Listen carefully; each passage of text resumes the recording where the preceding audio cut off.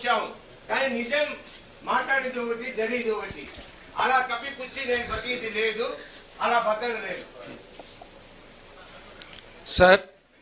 అంటే this is well planned. దీన్ని రసాభాస్ చేద్దామని వెల్ ప్లాన్డ్తో వచ్చినటువంటి వారికి మనం ఏం సమాధానం చెప్పలేము.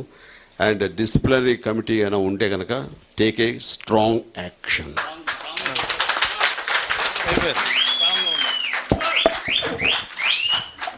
తర్వాత ఇటువంటి విషయాలు బయట మాట్లాడకుండా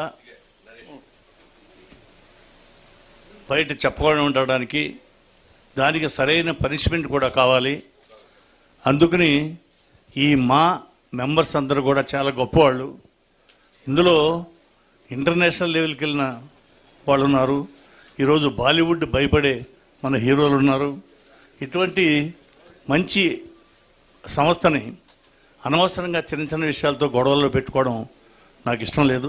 దీనికి నేను అడ్వైజర్గా చెప్తున్నాను. ఈరోజు ఒక పెద్ద కమిటీ, కోఆర్డినేషన్ కమిటీ వేస్తున్నాము. అది తప్ప ఎవరైనా సరే చెప్పుకోవాల్సి వస్తే అక్కడ చెప్పాలి, కానీ బయట కానీ సభల్లో కానీ చెప్తే వాళ్ళని ఎలా పనిష్ చేయాలో